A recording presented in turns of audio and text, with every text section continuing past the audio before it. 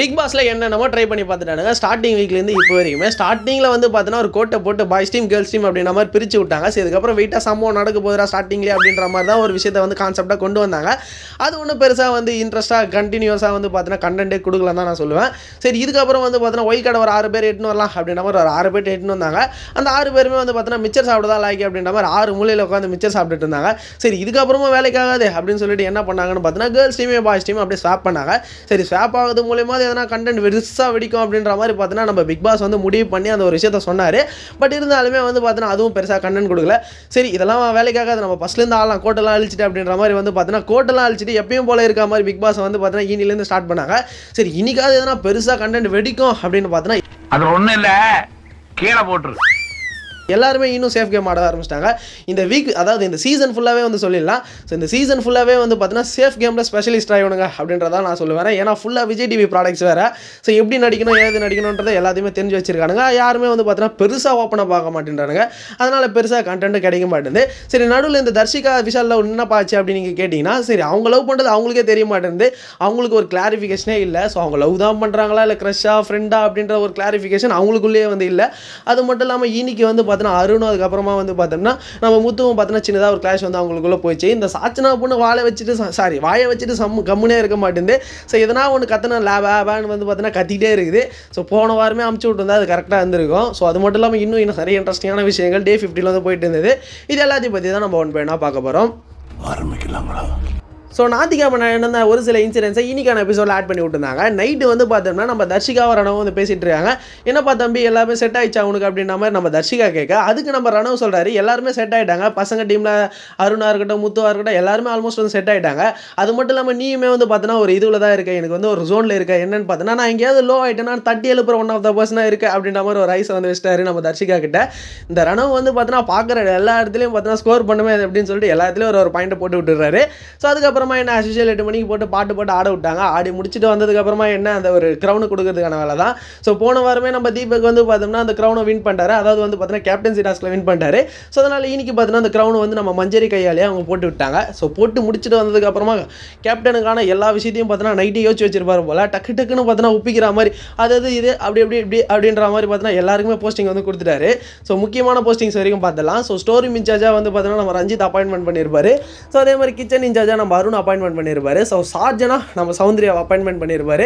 So எதுக்கு இந்த sergeant பார்த்தோன்னா எல்லாருமே கரெக்டாக வேலை செய்கிறாங்களா அப்படின்னு சொல்லிட்டு பார்க்கறதுக்கு தான் இந்த சார்ஜன். ஸோ சௌந்தர்யாவே வந்து பார்த்தோன்னா கேட்டிருப்பாங்க நான் போகிறேன் அப்படின்னு சொல்லிட்டு. ஸோ அதனால் வந்து பார்த்தோன்னா சரி போய் தொலை அப்படின்ற மாதிரி பார்த்தோன்னா சௌந்தர்யாவுக்கு அந்த சார்ஜன் போஸ்ட் வந்து கொடுத்துருப்பாரு. ஸோ இது மாதிரி வந்து பார்த்தோன்னா யார் கிச்சன் டீம், யார் பாத்ரூம் இன்சார்ஜ், அதுக்கப்புறம் வந்து பார்த்தோன்னா ரூம் கிளீனிங், இது மாதிரி எல்லாத்தையுமே பார்த்தோன்னா ஃபிக்ஸ்டாக வந்து வச்சிருந்தாரு. ஸோ அது மட்டும் இல்லாமல் யாரெல்லாம் இன்ட்ரெஸ்ட்டாக இருக்கீங்களோ அவங்களாம் வந்து பண்ணலாம். அது மட்டும் இல்லாமல் கேர்ள்ஸ் டீம் பாய்ஸ் டீம் வேறு இல்லை. ஸோ யாரெல்லாம் இன்ட்ரெஸ்டடாக இருக்கீங்களோ அந்த பேசிஸில் வந்து நீங்களே கை தூக்குங்க அப்படின்ற மாதிரி அப்படியே சொல்லி எல்லாருமே புக் பண்ணிட்டாரு. ஸோ ஆக மொத்தத்தில் வந்தவொடனே மாசா வந்து கேப்டன்சி பண்ணுறாருப்பா அப்படின்ற மாதிரி தான் ஃபீல் ஆச்சு. ஸோ இது முடிஞ்சதுக்கப்புறமா ஸ்டார்டிங்கில் சொன்னது தான் நம்ம தர்ஷிகாவுக்கும் விஷாலுக்கும் இருக்கக்கூடிய லவ்வுக்கு அவங்களே வந்து பார்த்தீங்கன்னா பெருசாக கன்ஃபியூஷனில் தான் வந்து இருக்காங்க. ஸோ அதுக்கேற்ற மாதிரி 2 பேர் வந்து பேசிகிட்டு இருக்காங்க. என்னமோ சத்தியம் பண்ணி குத்திட்டியாமே அப்படின்ற மாதிரி வந்து பார்த்தோன்னா நம்ம தர்ஷிகா சொல்லியிருப்பாங்க. நான் என்ன சத்தியம் பண்ணேன், நீ நானும் லவ் பண்ணுறது ஓகே தான். ஸோ லவ் கூட இல்லை, அவங்க இந்த ஒரு இப்போ வரைக்குமே வந்து பார்த்தோன்னா லவ் அப்படின்ற மாதிரி மென்ஷன் பண்ணலை. உனக்கும் எனக்கும் இல்லை இருக்கக்கூடிய ஃபீலிங்ஸ் எல்லாமே ஓகே தான். பட் நீ உன் வாயால் சொன்னால் அது எல்லாமே எனக்கு ஓகே. பட் இன்னொருத்தர் மூலியமாக நான் கேட்குறது தான் வந்து கொஞ்சம் கஷ்டமாக இருக்குது அப்படின்னா நம்ம விஷால் சொல்ல, அதுக்கு நீ வந்து சத்தியம் பண்ணி குத்துருவியா எதுவுமே இல்லை அப்படின்னு சொல்லிட்டு நம்ம தர்ஷிகா கேட்க, அதெல்லாம் ஒன்றும் இல்லையா அப்படின்ற மாதிரி பார்த்தோம்னா நம்ம விஷால் வந்து பார்த்தோன்னா மலுப்புற மாதிரியே வந்து பேசிகிட்டு இருந்தார். அவங்களுக்குள்ள ஒரு கிளாரிஃபிகேஷன் இல்லையோ அப்படின்ற மாதிரி தான் பர்சனலாக ஃபீல் ஆச்சு. ஸோ இது முடிஞ்சது வந்ததுக்கு அப்புறமா என்ன ஆச்சுன்னு பார்த்தோம்னா, ஸோ எல்லாருமே ஒரு பயங்கரமான ஒரு டிஸ்கஷனில் வந்து இருந்தாங்க. ஸோ எதுக்குடான்னு பார்த்தோம்னா நாமினேஷனுக்கான ஒரு டிஸ்கஷன். ஸோ அதுக்கு முன்னாடியே வந்து பார்த்தோம்னா நம்ம ஆனந்தி பயங்கரமான ஒரு டிஸ்கஷன் வந்து பண்ணிட்டு இருந்தாங்க. ஸோ யார் எப்படி அப்படின்றத வந்து அவங்க ஒரு பாயிண்ட் ஆஃப் வியூ வந்து சொல்லிட்டு இருக்காங்க. அதை நம்ம பவித்ராமே சாமி அப்படின்ற மாதிரி வந்து கேட்டுட்டு இருந்தாங்க. ஆனந்தி என்ன சொல்ல வராங்கன்னு பார்த்தோம்னா நம்ம தீபக் இருக்காரு, தீபக் அவர் வந்து பார்த்தோம்னா யாருக்கு ஃபேவராக இருக்காரோ அவங்கக்கிட்ட ஒரு மாதிரி நடந்துக்கிறாரு. ஸோ யாரெல்லாம் ஃபேவர் இல்லையோ அவங்கக்கிட்ட வேறு மாதிரி வந்து நடந்துக்கிறாரு அப்படின்ற மாதிரி சொல்ல, அதுக்கு நம்ம பவித்ராமே சொல்லி ஆமாம் சாமி அப்படின்ற மாதிரி பார்த்தோன்னா அவங்களுமே வந்து சொல்லிட்டு இருந்தாங்க. ஸோ அதே மாதிரி இந்த ஜெஃப்ரி ஃபஸ்ட்டு வீக்லலாம் நல்லா இருந்தான், இப்போ வந்து சௌந்தர்யாக்கு சிங்சாங் தட்டுறான். ஸோ அது மட்டும் இல்லாமல் அவனை டிஃபெண்ட் பண்ணுறதுக்கு நிறைய விஷயங்கள் வந்து பண்ணுறான் அப்படின்ற மாதிரி பார்த்தோன்னா அவங்க சொல்ல, அதுக்கு நம்ம பவித்ரா சொல்கிறாங்க. ஸோ வீக்கெண்ட்ஸில் இல்லை அவன் பண்ணுறதெல்லாம் பேசுறதெல்லாம் நல்லா இருக்குதுன்னு சொல்லிட்டு கை தட்டுறாங்க, அதை வச்சே முடிவு பண்ணிடுறான் நான் வந்து நல்லா விளையாடுறேன் அப்படின்னு சொல்லிட்டு அவங்களுடைய பாயிண்ட் வந்து சொல்லிட்டு இருந்தாங்க. இங்கே ஏதாச்சும் பேசியே ஆகணுமே அப்படின்ற மாதிரி நம்ம சாச்சனை ஒரு பாயிண்ட் வந்து சொல்லிட்டு விட்டுருந்தாங்க. ஸோ நானுமே பார்த்தேன் தீபக் அண்ணா என்கிட்ட சரியாக பேசுறது இல்லைன்னு சொல்லிட்டு ஒரு பாயிண்ட் வந்து நான் சொல்லியிருப்பேன். ஸோ அதனால் என்ன சொன்னார்னு பார்த்தீங்கன்னா, நான் சான்ஸ் கிடைக்கிறப்ப உங்கள்கிட்ட பேசுகிறேன், ஓப்பனாக பார்க்குறேன் அப்படின்ற மாதிரி ஒரு பாயிண்ட் வந்து சொன்னார். அதை மாற்றிக்க தான் பார்க்குறாரு அப்படின்ற மாதிரி அவங்களுடைய ஒரு பாயிண்ட் வந்து நம்ம சாச்சனை வந்து சொல்லிட்டு இருந்தாங்க. ஸோ இந்த பொண்ணை போன வாரமே அடிச்சு வெளியே அமைச்சிருக்கலாம். ஸோ சும்மா வந்து பார்த்தீங்கன்னா கத்தனமே அப்படின்றதுக்காக பார்த்தீங்கன்னா கத்துறதா இருக்கட்டும், ஒரு இடத்துல பாயிண்ட் போடுறதா இருக்கட்டும், இது மாதிரியான ஒரு வேலையை வந்து பண்ணிட்டு இருக்கு. ஸோ இது முடிஞ்சதுக்கப்புறமா நாமினேஷனுக்கான ஒரு டாஸ்க் தான். ஸோ இந்த வாட்டி பார்த்தீங்கன்னா பரவாயில்ல புதுசாக கண்டுபிடிச்சிருக்கா அப்படின்ற மாதிரி தான் ஒரு டாஸ்க் வந்து வச்சிருந்தார் நம்ம பிக் பாஸ். ஸோ என்ன மாதிரின்னு பார்த்தீங்கன்னா இருக்க எல்லா கேண்டிடேட்ஸோடைய இருக்க எல்லா ஒரு கண்டஸ்டன்ஸோடைய ஃபேஸ் எல்லாம் வந்து பார்த்தீங்கன்னா பிரிண்ட் போட்டு வச்சிட்டாங்க. ஸோ யாரெல்லாம் போகணும்னு நினைக்கிறீங்களோ அவங்கள வந்து பார்த்தீங்கன்னா இன்ட்டு மார்க் போட்டு அந்த வாசல் வழியாக பார்த்தீங்கன்னா கசிக்கி போட்டுருங்க அப்படின்ற மாதிரி பார்த்தீங்கன்னா ஒரு டாஸ்க்கே வந்து கொடுத்துட்டாரு. ஸோ எல்லாருமே வந்து பார்த்தீங்கன்னா இவங்கெல்லாம் போனோம் அவங்கெல்லாம் போனோம் அப்படின்னு சொல்லிட்டு பார்த்தீங்கன்னா இன்ட்டு மார்க் போட்டு கசிக்கி வந்து போட்டுட்டாங்க. ஸோ ஃபஸ்ட்டு வந்து பார்த்தீங்கன்னா டேரக்ட் நாமினேஷனை பற்றி பார்த்துருவோம்.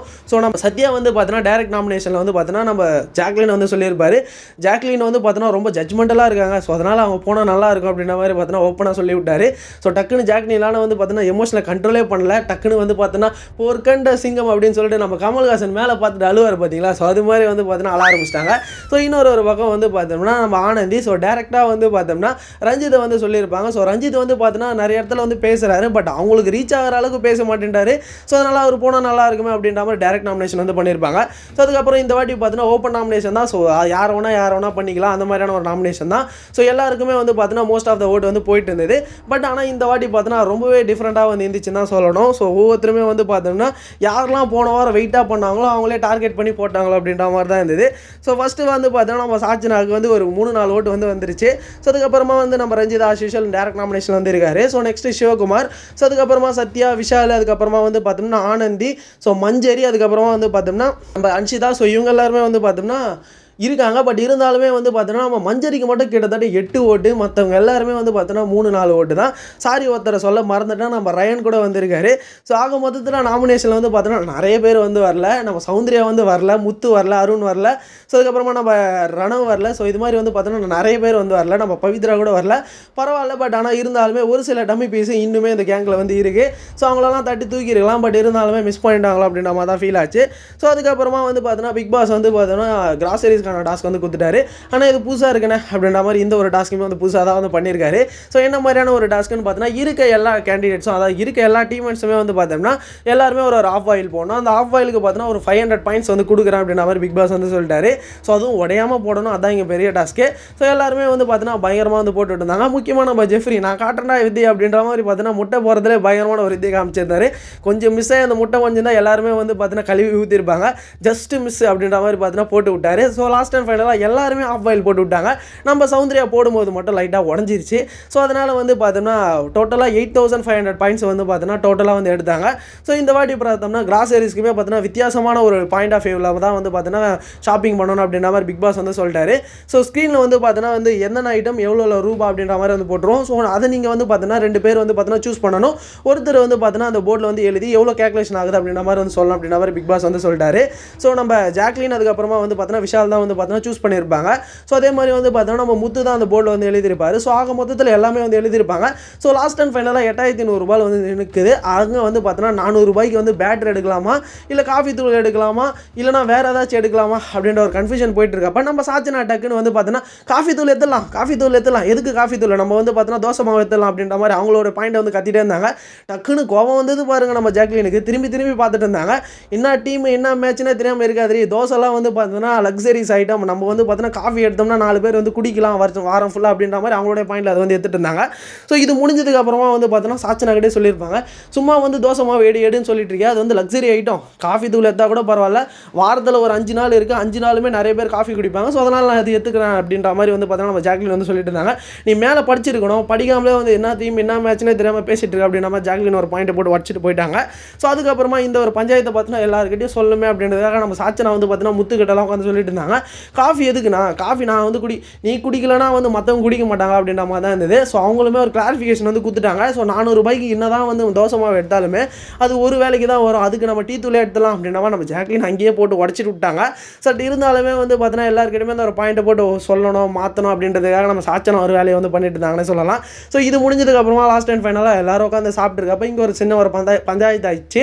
ஸோ என்ன ஒரு பஞ்சாயத்துன்னு பார்த்தோம்னா எல்லாருக்குமே ஒரு கப்பில் வந்து பார்த்தோம்னா அந்த தக்காளி சட்னியை வந்து கொடுக்கணும் போல். ஸோ நம்ம அருண் தான் எல்லாருக்கும் அந்த ஊற்றின்னு இருந்தார் போல்.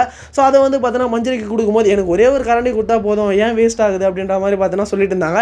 ஏன்னு பார்த்தோன்னா அவங்களுக்கு இந்த ஒரு குவான்டிட்டியில் இருந்தாலே போதும், எனக்கு வேறு எக்ஸ்ட்ரா தட்டில் ஊற்றுறீங்க, நான் மற்றவங்களுக்கு ஷேரும் பண்ண முடியாது அப்படின்னு ஒரு பாயிண்ட்டை சொல்லிட்டு இருக்கப்போ டக்குன்னு நம்ம முத்து வந்து அவங்க சொல்கிறது கரெக்டு தானே அப்படின்ற மாதிரி வந்து பேசியிருப்பாரு.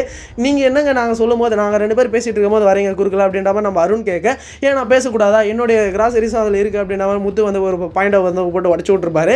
இல்லைங்க நீங்கள் இதே மாதிரி தான் எப்பயுமே வந்து பண்ணுறீங்க அப்படின்ற மாதிரி நம்ம அருண் சொல்ல, இல்லை நான் வந்து பேசக்கூடாது, நான் டீம் மட்டும் எதுக்கு இருக்கேன், நான் வந்து சப்பாத்தி சாப்பிட்டு தூங்குறதுக்காக இருக்கேன் அப்படின்ற மாதிரி நம்ம முத்துவுமே பார்த்தோன்னா டக்குன்னு இது கோவமாயிட்டாரு. ஸோ ஆக மொத்தத்தில் இங்கே ஒரு கிளாஷ் வந்து பயங்கரமாக வந்து வெடிச்சிச்சு. டக்குன்னு நம்ம தீபக் வந்து பார்த்தோம்னா இருங்க சமைக்கிற இடத்துல இதுக்கு சண்டைலாம் நம்ம எல்லாத்தையும் சாப்பிட்டு முடிச்சதுக்கு அப்புறமா பேசிக்கலாம் அப்படின்ற மாதிரி வந்து சொல்லிட்டு போயிட்டாரு. ஸோ லாஸ்ட் அண்ட் ஃபைனலாக எங்கள் 3 பேரையும் கூப்பிட்டு உட்கார வச்சு பார்த்தோன்னா பஞ்சாயத்து போட்டு இதுக்கப்புறம் இப்படிலாம் பண்ணாதீங்க, சமைக்கிற இடத்துல வந்து பார்த்தோன்னா சமைச்சு முடிச்சதுக்கு அப்புறமா கூட இந்த பஞ்சாயத்துலாம் வச்சுக்கலாம். ஸோ இதுக்கப்புறம் பார்த்தோன்னா உங்களுக்கு புரிஞ்சிருக்கும்னு நினைக்கிறேன் அப்படின்ற மாதிரி பார்த்தோன்னா புத்திமதி சொல்லி உட்கார வச்சிருந்தாரு. ஸோ ஆக மொத்தத்தில் இன்றைக்கான எபிசோடு இதுதான் காசு போயிடுச்சு. ஸோ பெருசாக எந்த ஒரு கண்டென்ட்டும் கிடையாது, சும்மா சொல்லணுமே அப்படின்றதுக்காக தான் வந்து பார்த்தோம்னா கண்டென்ட்டே வந்து எடுத்துகிட்டு போயிட்டு இருக்காங்க. ஏதாச்சும் புதுசாக எதனா டாஸ்க்கு கொடுத்து வந்து பார்த்தோன்னா உள்ளே வந்து பயங்கரமான ஒரு கண்டென்ட் கொடுப்பீங்கன்னு பார்த்தீங்கன்னா ஏதோ உப்பு சப்பு இல்லாத மாதிரி பார்த்தோன்னா கண்டென்ட் வந்து போயிட்டுருக்கு. ஸோ கோட்டை அழிச்சு பார்த்தாச்சு, ஒயில் கார்டை கொடுத்து பார்த்தாச்சு, ஸ்வாப் பண்ணியாச்சு, இதுக்கு மேலே என்னடா பண்ணுவாங்க அப்படின்ற மாதிரி தான் இருக்குது. பெருசாக வந்து சொல்கிற அளவுக்கு இல்லை, எல்லாருமே பெருசாக சேஃப் கேம் தான் ஆடுறாங்க அப்படின்ற மாதிரி தான் இருக்குது. ஸோ இதை பற்றி நீங்கள் என்ன நினைக்கிறீங்க அப்படின்றத உங்களோட கருத்துக்களை மறக்காமல் கமெண்ட் செக்ஷனில் சொல்லிட்டு போங்க.